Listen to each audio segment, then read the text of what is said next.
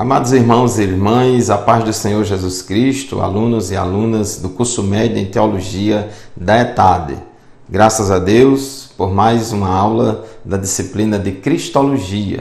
Já estudamos 2 lições do nosso curso, da nossa disciplina. Falamos sobre a pré-existência de Cristo na lição de número 1. Na lição 2 falamos sobre Cristo no Antigo Testamento. E agora, na lição de número 3, vamos falar sobre a encarnação de Cristo. A encarnação foi um evento histórico glorioso em que Deus pisou na terra, em que Deus se fez homem, Deus se fez carne e veio habitar entre nós, cumprindo assim as profecias bíblicas do Antigo Testamento, especialmente a profecia que dizia que ele será chamado Emanuel, que significa Deus conosco. Então hoje vamos estudar sobre a encarnação de Cristo e esta lição ela tem 4 textos. O texto 1 fala do plano de Deus para a encarnação de Cristo, o texto 2, a expectação da encarnação, o texto 3, a preparação da encarnação e o texto 4, o significado da encarnação. Muito bem, meus irmãos, o evento da encarnação de Cristo é um evento muito importante e marcante, um divisor de águas na história da salvação narrada na Bíblia. A Bíblia Sagrada é uma grande narrativa, a metanarrativa da história da salvação, onde nós temos a criação, queda, redenção e consumação do homem. Então, nesta grande metanarrativa, um dos episódios centrais desta grande narrativa é a encarnação de Cristo, em que Deus se fez carne e veio habitar entre nós. Diz aqui no texto 1 da nossa lição, o plano de Deus para a encarnação de Cristo. A encarnação de Cristo já estava prevista no plano de Deus para a salvação da humanidade.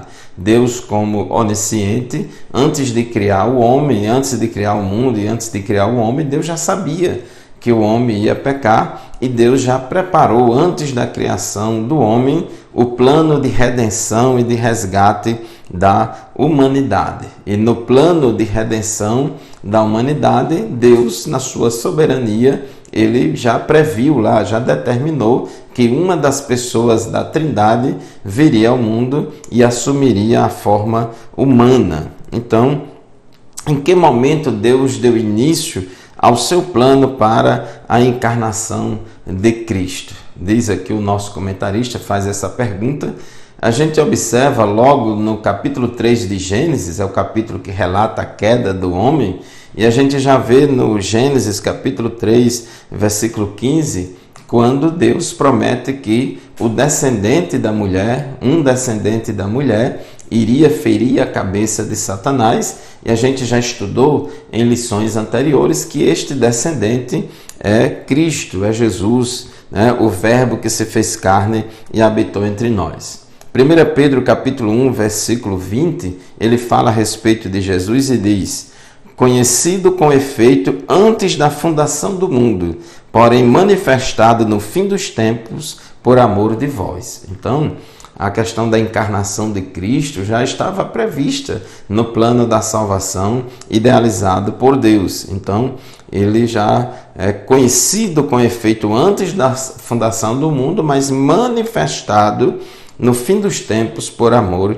de vós. Apocalipse 13, 8 diz que Cristo é o Cordeiro que foi morto desde a fundação do mundo. Então, observe que o sacrifício de Jesus na cruz do Calvário é para salvação, para expiação do pecado de todo mundo. Isso já estava previsto. Então, nos planos de Deus, no plano da salvação idealizado por Deus antes da fundação do mundo, já estava previsto que Jesus ia morrer. E para morrer ele teria que antes se fazer carne, teria que antes se fazer ser humano. Então, a encarnação de Cristo era fundamental, porque Deus, ele é espírito e não pode morrer. Então, havia necessidade de haver a encarnação de uma das pessoas da Trindade para que fosse possível a sua morte. Então, o plano da encarnação A encarnação de Cristo já estava planejado desde antes da fundação do mundo, juntamente com o plano da salvação. A encarnação não foi fruto da reflexão tardia da parte de Deus Pai.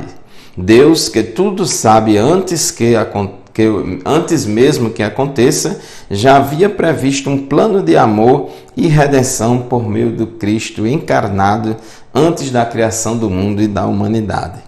A humanidade estava irremediavelmente perdida por causa do seu pecado e Deus não tinha nenhuma obrigação de salvar a humanidade. Mas Deus amou o mundo de tal maneira que deu seu Filho unigênito, para que todo aquele que nele crê não pereça, mas tenha a vida eterna. E Deus prova o seu amor para conosco, em que Cristo morreu por nós, sendo nós ainda pecadores. Então, meus irmãos, a santidade de Deus tinha sido ultrajada com a queda do homem, com o pecado da humanidade.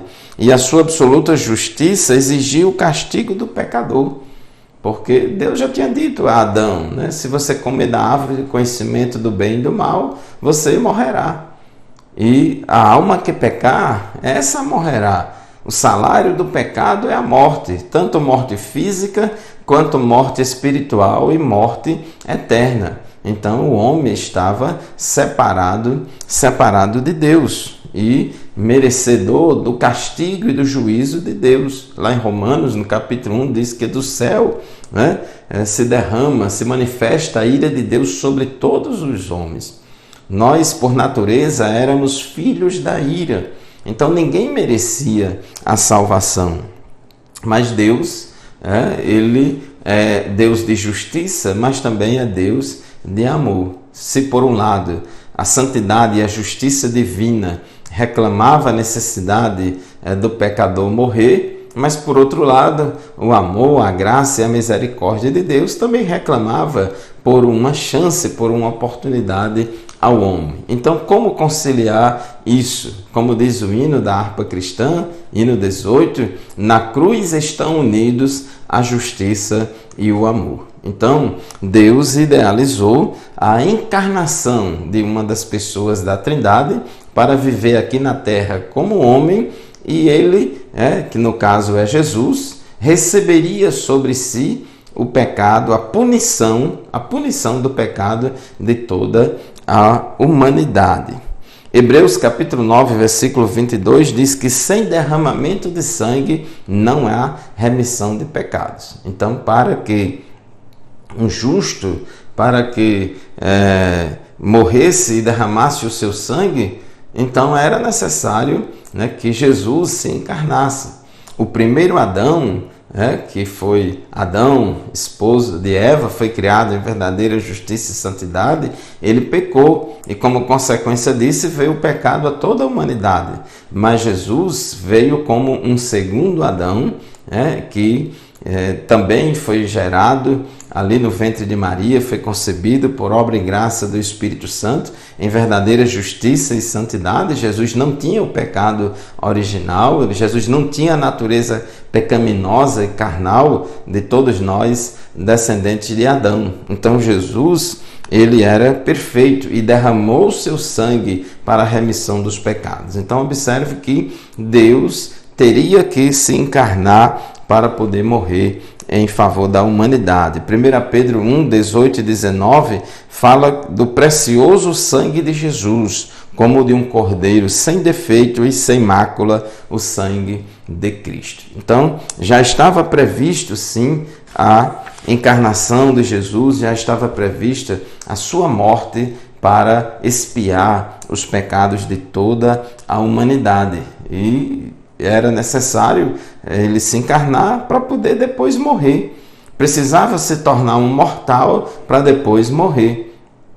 Aí a necessidade de que Deus também fosse homem. Então, na pessoa de Jesus Cristo, Deus se fez homem, se fez carne e habitou entre nós. Hebreus capítulo 10, versículo 5, a gente vê que esse planejamento, essa encarnação de Cristo já estava prevista muito antes. Diz assim, Hebreus 10 e 5. Por isso, ao entrar no mundo, diz, sacrifício e oferta não quiseste, antes um corpo me formaste, o corpo para mim preparaste. Então, o corpo de Cristo, a encarnação de Cristo foi um milagre realizado pela Trindade Santa, por Deus, para ser possível Jesus morrer em favor de toda a humanidade. O texto 2 da nossa lição fala da expectação da encarnação. Vejamos agora algumas profecias em sequência progressiva para melhor compreendermos a maneira como Deus revelou os detalhes do seu plano magnífico. Já falamos aqui no capítulo 3 de Gênesis, no capítulo que fala sobre a queda do homem, e no capítulo 3, versículo 15 de Gênesis, Deus já tinha falado que iria enviar o descendente da mulher, que ia pisar a cabeça de Satanás. O descendente da mulher é Cristo. Então, aqui está a primeira promessa da futura derrota de Satanás por um membro da raça humana, por um ser humano. Então, daí a necessidade de Deus se fazer carne, de Deus se fazer homem na pessoa de Jesus. Depois, ainda no livro de Gênesis, lá no capítulo 12 do livro de Gênesis, a gente vê que Deus dá sequência ao seu plano de redenção e de resgate da humanidade, quando chama Abraão, para que Abraão saia de Ur dos Caldeus, da sua terra, da sua parentela, para uma terra que Deus ia mostrar a ele e ia fazer de Abraão uma grande nação. Então Deus, através de Abraão, levantou um povo aqui na terra para dar prosseguimento ao seu plano de salvação. Então a gente vê lá no Gênesis que Abraão gerou a Isaac, Isaac gerou a Jacó, Jacó gerou a Judá, Judá gerou a Davi, e a gente vê nas genealogias, lá em Mateus e em Lucas, que tanto José quanto Maria eram descendentes de Davi. E, portanto, Jesus, ele é também descendente de Davi. Ele é descendente de Davi do lado no sentido humano. Ele era descendente de Davi, da casa real, e isso para que se cumprisse as profecias, porque já tinha profecias no Antigo Testamento dizendo que o Messias, o Salvador, o Rei dos Reis e Senhor dos Senhores, que ia reinar para todos sempre, um reino que jamais teria fim, seria da descendência de Davi. Por isso que um dos títulos messiânicos é Filho de Davi, Jesus, Filho de Davi. Nós vemos também no capítulo 53 de Isaías, um capítulo que fala bastante sobre a morte vicária de Cristo, sobre o sacrifício de Jesus, onde ele morreu pelos nossos pecados, e a gente observa que tudo isso aí apontava para a morte de Cristo, e para que Cristo morresse, primeiro ele tinha que se encarnar. Isaías capítulo 7, versículo 14, fala a profecia do nascimento do Messias, e diz lá em Isaías 7,14 que ele seria chamado de Emanuel. E quando em Mateus capítulo 1, versículo 23, se anuncia o nascimento de Jesus, diz que ele será chamado Emanuel, que significa Deus conosco. Então essa profecia de que o Messias seria chamado Emanuel já era aí uma indicação da encarnação de Deus na pessoa de Jesus Cristo. Então Jesus é o Deus conosco, é o Deus que veio habitar conosco aqui no planeta Terra. Deus é Espírito, mas uma das pessoas da Trindade se fez carne e habitou entre nós, e quando estava aqui conosco, ele era 100% homem, 100% Deus. Ele tinha as duas naturezas.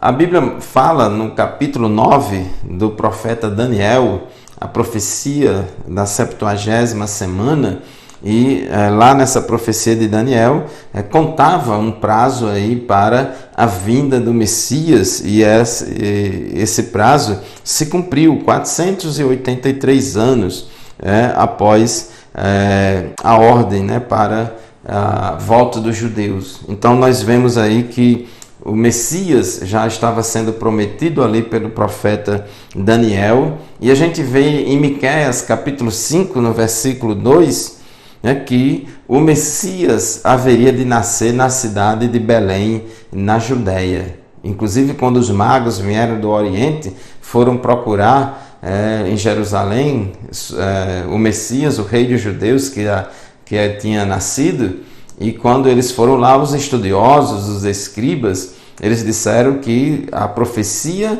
do Antigo Testamento previa que Jesus ia nascer, que o Messias ia nascer, não em Jerusalém, mas em Belém, na Judéia, na cidade de Davi, porque o Messias é descendente de Davi. Então havia uma expectativa, havia uma esperança da vinda do Messias. Então, no povo judeu, naquela região, havia essa expectativa de que estava para vir o Messias. Inclusive, quando Jesus estava conversando com a mulher samaritana, você pode observar isso lá no Evangelho de João, no capítulo 4, e no diálogo de Jesus com a mulher samaritana, no versículo 25, a mulher samaritana diz a Jesus: eu sei que o Messias, que se chama o Cristo, vem. Quando ele vier, nos anunciará tudo. Observe que a mulher samaritana, embora não fosse da comunidade dos judeus, não fosse da comunidade de judeus, vamos dizer assim, de puro sangue, mas ela tinha aquela expectativa de que o Messias viria. Ela disse: eu sei que o Messias, aquele que se chama o Cristo, ele virá, e quando ele vier, nos anunciará tudo. Então, se até os samaritanos esperavam a vinda do Messias, imagine os judeus. Então havia toda uma expectação da encarnação de Cristo. A preparação da encarnação, texto 3 da nossa lição. Em Gálatas capítulo 4, versículo 4, a gente lê assim: vindo, porém, a plenitude do tempo, Deus enviou seu Filho, nascido de mulher, nascido sob a lei.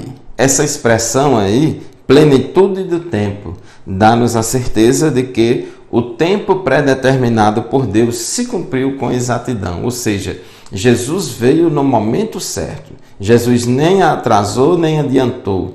Ele veio na história, a encarnação de Cristo se deu em um período, em um momento da história que Deus achou que era a melhor ocasião, a ocasião mais propícia a que ele determinou no seu plano. Deus não faz nada de improviso e nem se esquece de nada. Tudo de Deus é feito de acordo com a sua ordem, com a sua determinação. Então, quando Jesus veio ao mundo, quando aconteceu a encarnação de Cristo, o mundo tinha se preparado de forma especial para a vinda do Messias. Inclusive, naquela época, tinha sinagogas judaicas espalhadas em vários países do mundo, onde também tinha aquela expectativa da vinda do Messias. Inclusive, quando Paulo começa a fazer missões transculturais ali no livro de Atos dos Apóstolos, o primeiro lugar onde ele começava a pregar, quando chegava numa cidade,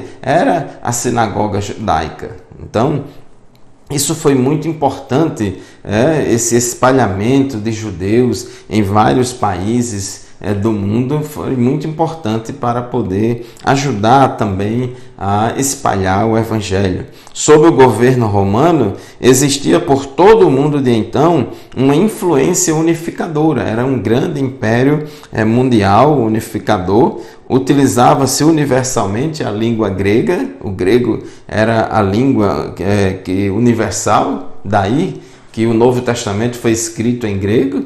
Embora os discípulos de Jesus fossem judeus, eles escreveram em grego. Apenas Lucas não era judeu. Apenas Lucas era grego. Lucas escreveu o Evangelho de Lucas em Atos dos Apóstolos. Ele escreveu em grego e ele era grego. Mas os demais escritores do Novo Testamento, todos eles eram judeus. Mas por que eles escreveram o Novo Testamento na língua grega? Porque era a língua universal, o grego koiné, de comum acesso a todo mundo. Então era comum no comércio e na vida cultural. E quase não houve guerra naquele século, o primeiro da era cristã. Então tinha a famosa Pax Romana e uma facilidade muito grande de deslocamento, de viagens de um país para outro. Tinha a segurança sistemas de correio governamental, rotas marítimas, de ordem comercial e de redes rodoviárias, muitas estradas. Então, facilitava bastante a cultura grega, a Pax Romana, toda a infraestrutura de transportes e deslocamentos que havia naquela época, a expectativa dos judeus pela vinda do Messias, sinagogas judaicas espalhadas por todo o mundo. Então eram essas as condições do mundo esperando a volta do Messias. Maria, mãe de Jesus, também fora preparada de maneira especial para a encarnação e concepção do Filho de Deus. Já pensou? Uma jovem lá em Israel, ou até mesmo aqui, estando noiva, e de repente aparece um anjo e dizendo que ela ia conceber do Espírito Santo, ia ficar grávida sem ter contato nenhum com nenhum homem. Então, esse evento que o anjo apareceu a Maria e anunciou o nascimento de Jesus, o anjo Gabriel, é chamado de Anunciação. Então, foi preparar e explicar a Maria tudo aquilo que estava acontecendo. Até o local do nascimento de Jesus foi preparado por Deus, porque a profecia de Miqueias 5:2 dizia que o Messias ia nascer em Belém da Judéia. Só que Maria e José, eles moravam em Nazaré. Eles não moravam em Belém da Judéia, na sua terra natal, estava morando no norte. Belém da Judéia fica no sul de Israel e Nazaré fica no norte. Mas aconteceu ali um recenseamento, um decreto do imperador romano determinando que todas as famílias deveriam fazer um alistamento, um recenseamento na sua cidade de origem, na sua terra natal. Foi daí que José e Maria desceram lá da Galiléia e foram para Belém da Judéia para fazer o alistamento, e foi nessa ocasião em que Maria deu à luz a Jesus. Então isso é glorioso, a gente vê como Deus está no controle de todas as coisas e como as profecias bíblicas do Antigo Testamento se cumpriram fielmente na vida de Jesus. Temos também na Bíblia a revelação de que antes que Jesus viesse, viria antes dele um precursor que ia preparar os caminhos do Senhor, um tipo de Elias que iria chamar o povo ao arrependimento, e isso se cumpriu na pessoa de João Batista. O nascimento de João Batista foi profetizado aos seus pais pelo anjo Gabriel, conforme está lá em Lucas capítulo 1, versículos 13 a 23. E isso constituiu um dos preparativos para a encarnação de Jesus, pois João Batista foi destinado a ser o precursor do Messias, aquele que viria antes para preparar o caminho do Senhor. João capítulo 1, versículo 8 diz acerca de João Batista: ele não era a luz, mas veio para que testificasse da luz. Então, o ministério de João Batista foi um ministério anterior ao de Jesus, que veio preparar os caminhos, o caminho do Senhor, foi preparar o coração do povo para receber o Messias. Vemos, pois, que Deus elaborou cuidadosamente o seu plano para a encarnação de Cristo. Feitos todos os preparativos e chegada à plenitude do tempo, o momento certo determinado por Deus, deu-se a encarnação do Messias exatamente na hora prevista pelo Pai. É importante, irmãos, a gente entender que Deus está fora do tempo. Deus é atemporal. Então, para Deus não existe passado nem futuro. Para Deus tudo é um eterno presente. Então, Deus está no comando e no controle de toda a história, e Deus, ele, no momento certo, determinado por ele interveio na história humana aqui na Terra para enviar Jesus Cristo, o seu Filho, se fazer carne e habitar entre nós. O texto 4 da nossa lição fala do significado da encarnação. João capítulo 1, versículo 1 diz: no princípio era o Verbo, e o Verbo estava com Deus, e o Verbo era Deus. Então a gente vê aqui que o Verbo era uma das pessoas da Trindade. Já falamos sobre isso na lição 1, quando falamos da pré-existência de Cristo. Nós aprendemos que Jesus, ele é eternamente subsistente, existente juntamente com o Pai e o Espírito Santo. Ele é uma das pessoas da Trindade. Ele sempre foi, é e sempre será. Jesus nunca foi criado, né? Como Deus, ele nunca foi criado. Como Deus, ele nunca foi gerado. Mas como homem, ele foi gerado ali no ventre de Maria, porque foi justamente a encarnação. A encarnação se deu no momento da concepção ali no ventre de Maria. E ele se encarnou ali no ventre de Maria, morou ali 9 meses no ventre de Maria e depois ele nasceu. Mas a encarnação se deu ali no momento da concepção no ventre de Maria. João 1,14 diz que o Verbo se fez carne e habitou entre nós, cumprindo-se também a profecia de Isaías 7,14, que falava do Emanuel, Deus conosco, que viria habitar entre os homens, né? Que viria tabernacular com os homens. Glórias a Deus. Deus se torna homem.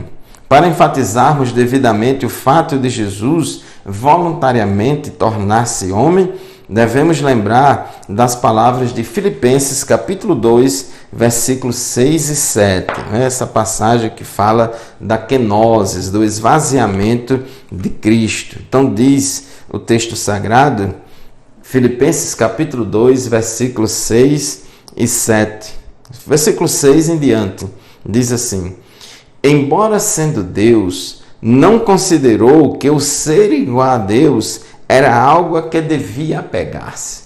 Ou seja, embora Jesus fosse Deus, e ele é Deus, sempre foi Deus, João 1:1, a gente já falou aqui, o Verbo era Deus, mas embora ele sendo Deus, não considerou que o ser igual a Deus era algo a que devia apegar-se, mas esvaziou-se a si mesmo, vindo a ser servo.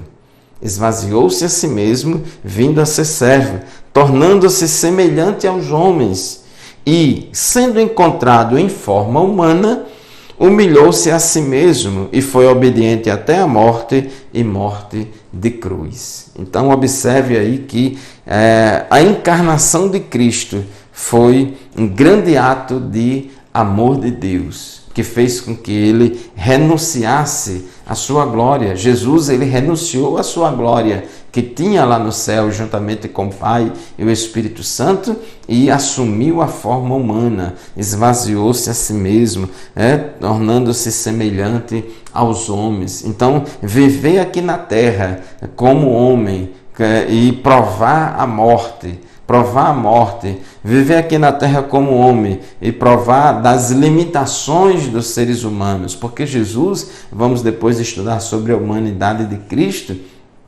ele experimentou todas as limitações próprias da vida humana. A única coisa que Jesus não experimentou da vida humana foi o pecado. Jesus nunca pecou em absolutamente nada, nem em palavras, pensamentos ou ações. Jesus não pecou em nada, mas ele experimentou as limitações da vida humana. Então isso é muito incrível, muito maravilhoso. O infinito pode adotar forma infinita, mas não forma imperfeita. É o que nós falamos. Ele adotou a forma finita, de homem, de ser humano, com suas limitações, mas não assumiu a imperfeição humana, o pecado humano. Jesus não tinha a natureza pecaminosa, Jesus não tinha o pecado original. Ele foi criado em verdadeira justiça e santidade.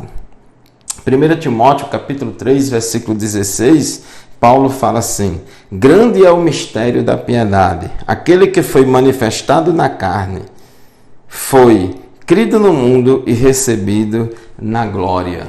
Então, Jesus, aquele que foi manifestado na carne. Ele, o eterno Logos, o eterno Verbo de Deus, continuou sendo Deus eterno, mesmo quando se fez carne e andou aqui nesta terra. Depois nós vamos estudar mais detalhes, porque a encarnação de Cristo, esse esvaziamento, essa kenosis aí de Jesus, ele não esvaziou-se da sua divindade, mas apenas da sua glória, né? Inclusive, quando ele estava orando ao Pai, ele disse: Pai, glorifica-me com aquela glória que eu tinha junto de ti antes de vir ao mundo, né? Então Jesus, ele não deixou de ser Deus, ele continuou sendo Deus aqui na terra. Então a encarnação de Cristo não retirou dele a sua divindade. Paulo disse lá em Colossenses: porque nele habita corporalmente toda a plenitude da divindade. Jesus era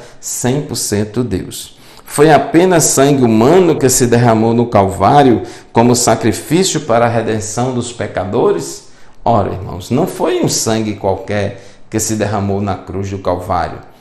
Jesus, ele era homem, mas também ele era Deus.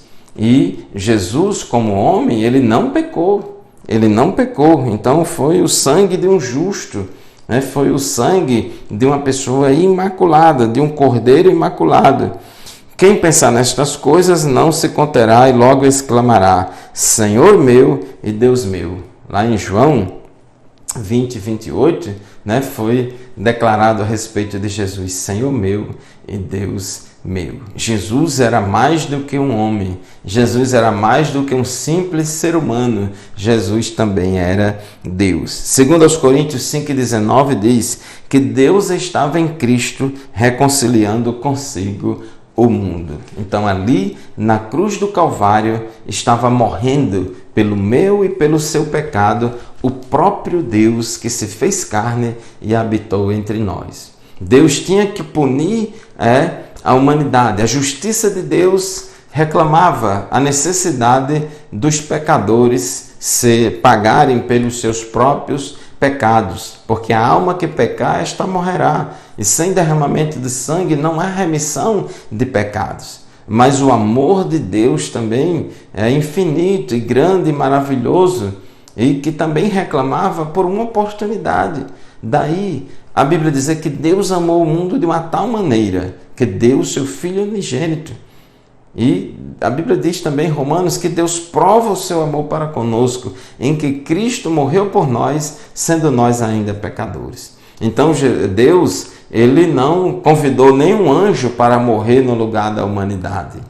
Deus não convidou nenhuma outra criatura no céu ou na terra para morrer em prol da humanidade. Mas uma das pessoas da Trindade, o próprio Deus, se fez carne na pessoa de Jesus e ele morreu por nós. Morreu por mim e por você. Então a conta está paga, a cédula, a promissória, a nota de dívida que era contrária a nós foi rasgada na cruz. E para que Jesus morresse, ele primeiro tinha que se encarnar. Então a encarnação de Cristo era essencial, era necessária e fundamental para que assim ele morresse por todos os pecadores. Amém? Então assim nós concluímos o estudo da nossa terceira lição do curso sobre Cristologia. A paz do Senhor para vocês, continue estudando o livro, continue respondendo os exercícios e até a próxima aula, se Deus quiser.